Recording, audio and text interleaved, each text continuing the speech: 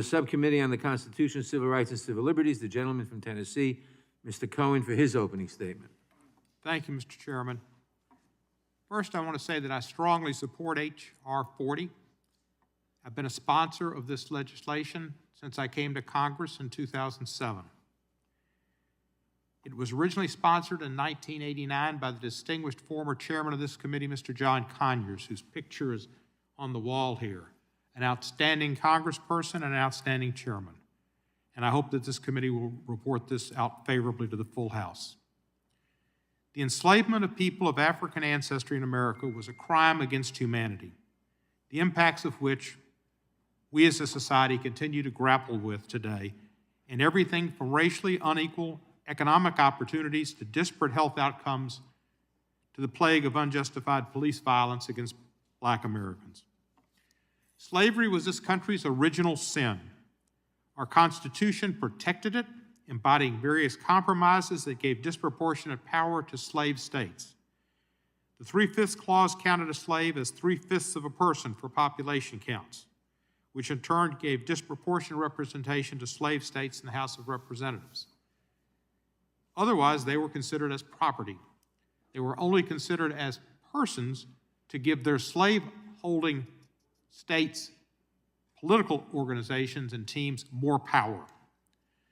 The Constitution also created an electoral college, a system of electing the President of the United States that gave slave states another avenue to exercise disproportionate influence over national affairs, and only by counting African Americans in some way other than as property to give the slave master and his power structure in that state additional powers over our federal government.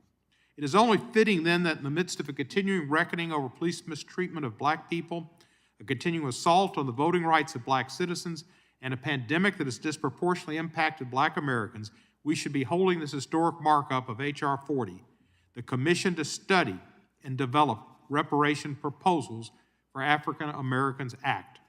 It is a study to tell us what they propose. We don't know the answer.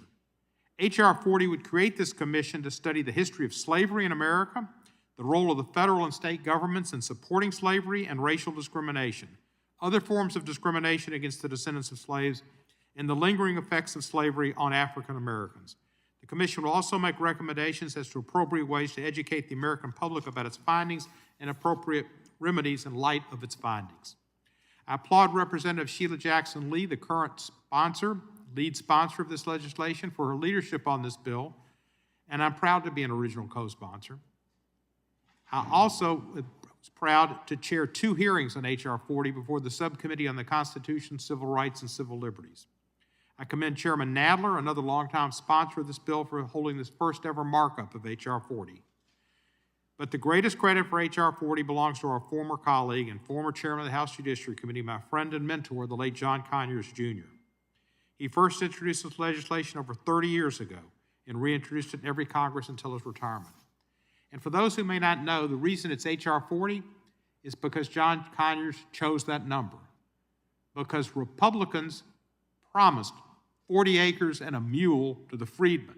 The party of Lincoln said, we will give you 40 acres and a mule. General Sherman, that was a promise, and it would have been fulfilled, and African Americans would have had to step up and had an opportunity not to have the economic deprivations they've had over the years, but for John Wilkes Booth, the assassination of President Lincoln, and Andrew Johnson coming president. An honest reckoning with the federal government's role in protecting the institute of slavery has been a leading priority of my congressional career. In 2007, less than 2 months into my tenure, I introduced H.Res. 194, an apology by the House of Representatives for its role in perpetuating both slavery and its noxious offspring, Jim Crow. The House ultimately passed this resolution by a voice vote, and again, I give credit to Mr. Conyers for bringing it to the floor. As I noted in my resolution, it was not just slavery itself that was wrong, but it was also, quote, the visceral racism against persons of African descent upon which, unquote, American slavery depended, a racism that went on to become, quote, entrenched in the nation's social fabric. This is an evil that we must continue to confront today as our nation still struggles with the legacy of the anti-Black racism that undergirded slavery and Jim Crow. We see this in statistics that paint a bleak picture.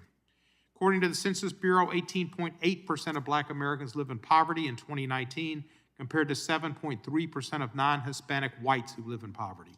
The Washington Post reported last year that in 2016, the net worth of Black households was $13,024, which was 10% of the $149,703 net worth of non-Hispanic white households.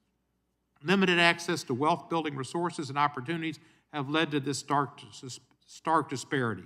For instance, Black Americans continue to face discrimination in the workplace. They also have limited access to educational opportunities. According to the National Education Association, the high school graduation rate for blacks was 67% compared to a nationwide average of 81%. They also continue to face racial segregation in housing, discrimination in the availability of quality health care services, health deserts, and in most other major facets of life. Health deserts, food deserts are common in almost every predominant Black neighborhood in our country. The COVID-19 pandemic has only exacerbated the effects of these structural racial disparities.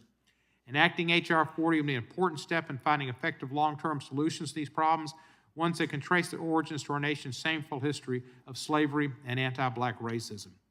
As Professor Charles Ogletree of Harvard Law School noted, and he spoke to a committee of this committee years ago, the concept of reparations does not necessarily mean payments to individuals, but rather a focus on the poorest of the poor, including efforts to address comprehensively the problems of those who have not substantially benefited from integration or affirmative action.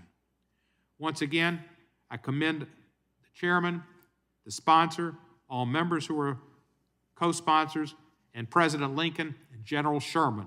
And I urge the party of Lincoln to rise up to the calls of President Lincoln and General Sherman to do right. I urge the committee to support H.R. 40 and to report it favorably to the House. I yield back the balance of my time. Without objection, all other opening statements will be included in the record.